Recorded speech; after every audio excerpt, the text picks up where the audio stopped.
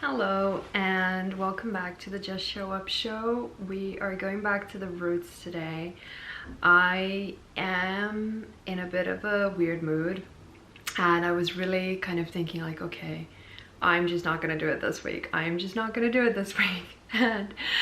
And then here I am again, you know, because I think that not doing it feels worse than doing it. And every time when I feel like I'm in a funk, like I just don't feel like doing anything, and you know, kind of like a disappointment with like how things are going. And in general, I am familiar enough with my mind to know that it's temporary. Sometimes something happens and I just get like very discouraged, and it's actually like the thing that happened is not so much to do with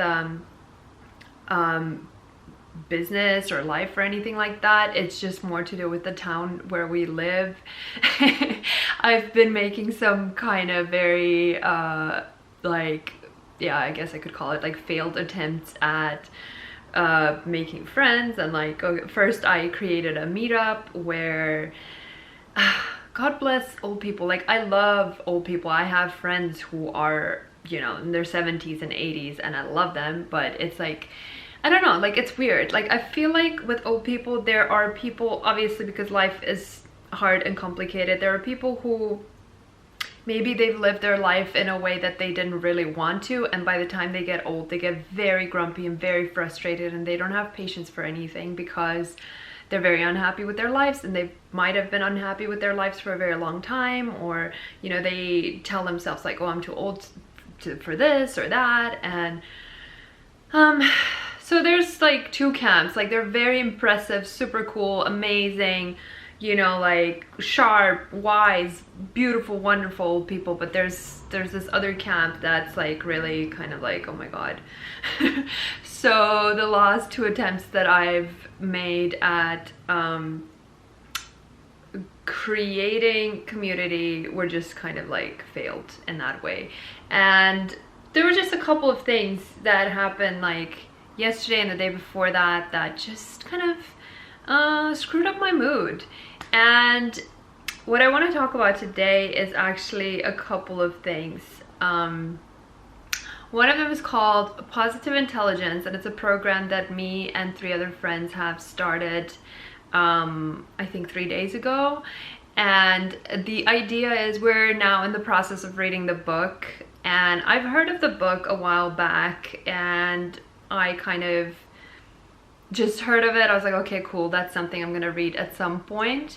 But now what's really great about it is that the guy who wrote it offered a scholarship for coaches to do the program for free. The program is usually close to $1,000. And what's really interesting about this system is, from my understanding, it's basically a way to kind of bring awareness into your everyday. And the way it works is, it has an app, and the app reminds you to do what they call PQ reps, which is basically, I think, like mindfulness or awareness practices. You know, like you become aware of your breath, you become aware of the sounds, you become aware of, you know, touch sensation. So you kind of like, I think you're finding a way to get back into your body, into like body awareness and like present moment awareness, and that kind of gives you more self-control and self-command, because the mind is crazy and it just likes to run amok with, you know, like its own little thoughts that produce feelings, and then we turn, you know, we get into a funk.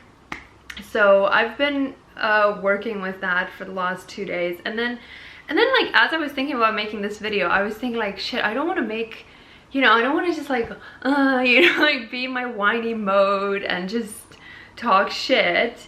But then I was thinking like, you know what, like why not? You know, it is really important to talk about the moments when we don't feel very good. So here I am, we're doing this. And the other thing that I wanted to talk about a little bit today is this other book by Napoleon Hill. and it's called Conversations with the Devil, and I've read it when I coached with my first coach, and he recommended it to me. And this book, oh my god, like every time when life gets a little bit challenging, I am reminded of that book, because in that book basically what he is doing is that he's having a conversation with the devil. He's interviewing the devil, and the devil is confessing all of his like strategies and secrets. And what he's saying is that discouragement and you know, like giving up, like all those little thoughts of like, oh, life is so hard, and like, why does it have to be so hard, and like, oh my god, like this isn't working, and like I'm not good enough, you know, all of these thoughts are actually from the devil. That's what he's saying, is that, you know, like that. And that kind of ties in with the positive intelligence book, because the positive intelligence book is talking about I think there's 10 types of saboteurs, and there is a quiz that you can take. Actually, I'm gonna link that below because it's like super interesting. I took the quiz and it was spot on. I knew exactly what my tendencies are. I wouldn't call them issues, because I think that they're tendencies. I think my top one is restlessness. Like I'm constantly like wanting novel stimulation, novelty, you know, like and that means that I end up not, you know, like kind of avoiding difficult tasks and things that are boring. And that creates a lot of problems sometimes, you know, like obviously avoiding things that need to be done but that are boring and that you don't want to do is not a good recipe for life. So there's that. And then there's the restlessness, the avoider, and the other one is like hypervigilance, like constantly kind of looking out for dangers. And the interesting thing for me was to see that those saboteurs are actually the exact same things that apply to my high sensation seeking, highly sensitive person type, which is like 3% of the population. And the last couple of months I've been really like deep diving into all of this literature to better understand myself, but also to kind of see like, okay, this is the reason why I've struggled in life, and these might be the solutions. And I also had like a really interesting kind of discussion with my boyfriend, who said that, okay, well, if you're seeing that you're struggling, like why don't you want to change certain things? And like I do genuinely want to change certain things, but I've been feeling that in the last couple of months, I think what's been happening is that I've been really opening up to my shadow. And when I kind of rewind the movie back to what I'm saying now, in a way, kind of like in my own self-defense, is like, oh yeah, well, I've only been this way since the pandemic, you know? So what I was thinking is like, is it that the pandemic has just forced me to spend more time with myself? Like I've never spent that much alone time with myself, I think, in my whole life.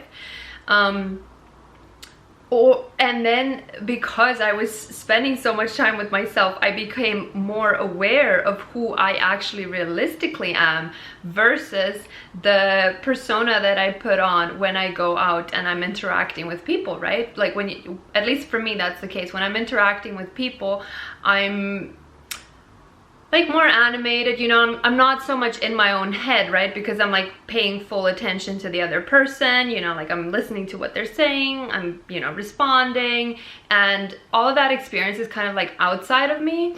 And I think what the pandemic has done is that, you know, I've also been journaling, as I have been doing already for the last 4 years, every day, every morning, 3 A4 pages.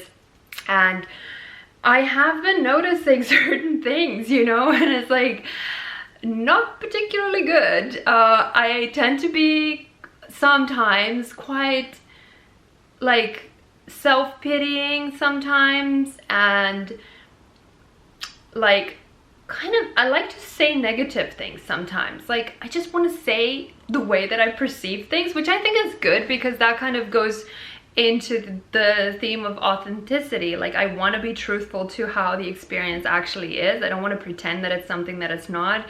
And sometimes I almost have like this impulse to need to say something negative, which then somehow turns into like whining. And having this channel and having this resistance to showing up when I feel like I'm in that whiny mood is also kind of showing me that that's what's going on. So my point was that yes, I see my shadow. Yes, I see the picture a lot more realistically now. And when I took the PQ test and I saw that my score is 55, I was like, ah, shit, like that hurts. But at the same time, yeah, I think that's right. I think that that is most probably right, because I think like I have these like generally kind of like it's a struggle, and then I plaster over the struggle. I have all of these like positive thoughts, but then like underneath all of it there is this kind of negativity, and that's what I've been working on for years already is to move away from that kind of like fear-based response to the outside world to a place of feeling like full in myself and feeling like I'm content. And what I'm really working on, and that's why I really want to do this program, is that I want to get to a place where my happiness and my fulfillment in life is not dependent on outside circumstances. So things are going well, you know, I just want to kind of be like in the middle. I don't want to be like things are going well and then I'm super happy, and things are going not well and then like my mood crashes, you know. Like I understand that that's like normal human behavior, but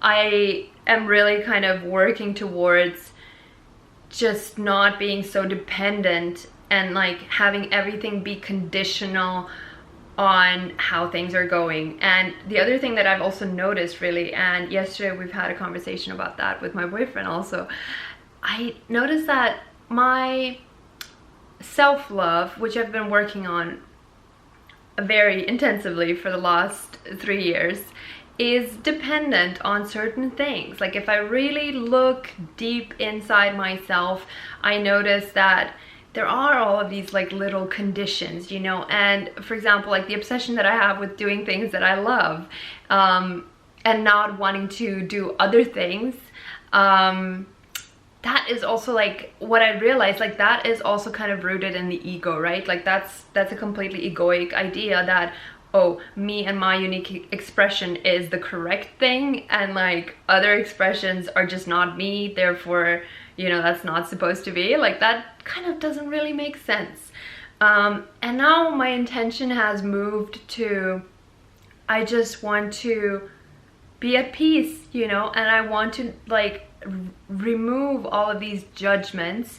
And yes, of course I still want to be myself, and that's the other funny thing, like I just realized like I really love myself, you know. Like I want to have love for this person exactly the way it is, with all the struggles and with all of this like 55 PQ score. I still want to love this person. I don't want to like you know, feel the need to constantly like improve or change this person, because I feel like if I can develop that kind of love for myself with my shadow included, then there's hope for loving everything else, right? Like if I don't have love for myself, like how on earth am I going to be able to love everyone else? So it's a fine balance between like having love for yourself exactly the way that you are, and still realizing like, okay, there's certain things that are not serving me in my life, in my system, in my operating system, that I do want to change. And what I like about this PQ idea is that it is true. Like one of the first lines in the book is that we do all of these programs, we go to these retreats, you know, like we read these books, we do courses, and then we feel this momentum. It's like, oh yes, I'm changing, like I'm becoming better, now I can love myself more. And it just doesn't quite work that way, because like when the excitement and the enthusiasm wears off and you stop doing the practices because eventually you get bored with them, then you kind of back to your baseline happiness. And I have experienced that many times over and over again. And I would say like the compounding effect of doing these practices, of course, like each time you do one of them, you do feel like, okay, I got some insights, I had some mind shifts, like my perspective changed, I know how to not look at things anymore. And that does create some positive change. I think for sure, like, I'm a much more positive and much more grounded person than I was 10 years ago. But yeah, I do feel like I really want to have the tools, so that's why I'm doing the course. I want to apply these tools to myself, and then I want to have these tools to give them to my clients to actually produce lasting change. Because yes, there are certain things that we can do in coaching with insight alone, but we do really need tools that we can give to people so that they can rewire their brains. Like, it's all about creating, weakening the negative neural pathways and strengthening the ones that are actually going to be serving us and, you know, getting us to be happier, because that's what all of us want at the end of the day, right? Like, it's because, like, the problem with conditional happiness, like, oh, I'm gonna be happy when I get that thing, is that by the time you get it, like, in 2 or 3 days, the excitement wears off, and then you want something else, and you're constantly, like, dissatisfied. Like, you never get to the point where you're, like, really like, satisfied with your life. And that is what I want to achieve for myself, and that is what I want to be able to offer to my clients. So that's what we've been doing this week. And obviously with doing this kind of work, there is always resistance, and there's always, like, all these, like, intense realizations. Like, when I really could see very, very clearly by reading the book, it just somehow went into my system, and I could see so clearly that, like, oh my god, my love for myself is conditional. And I was like, ooh, that's not good. So yeah, it's been a really interesting week, and I feel like lots of things have been coming up, and I have been, like, you know, like, I have awareness of the thoughts that are coming up, and then the thoughts are producing the feelings, and they're like, okay, just observe. Just observe them, and, like, don't engage. You're gonna feel better in, like, 1 or 2 days, which always happens, right? So that's the other thing, like, we really cannot listen to those thoughts and feelings and funks when we're in them. And yeah, that's why I really want to kind of recommend this Napoleon Hill book, because the interviews with the devil really exemplify this inner kind of angel and devil dialogue and kind of battle that's always happening, right? Like, we're always responding to outside events with, like, oh, this is good, this is bad. If it's bad, I'm sad. If it's good, I'm happy, right? And it's the same idea with the PQ book, the positive intelligence book, is that there's a saboteur and then there's a sage, and the sage is the nice one that's, like, loving to you, and maybe that's kind of the higher self as well, right? And then the other one is kind of like the lower self, you know, or like your shadow and your light. So yeah, it's been an interesting trip, and I'm very happy now. I'm very happy with this video. I'm happy that I showed up, and I'm happy that I did share this part of the trip, because it needs to be shared, right? Like, we need to be sharing the bumps as well as the highs, and getting comfortable with this is a big part of the healing process. So I'm happy that I showed up, and I'm happy to see you here. Thank you for watching, and I will see you again next week.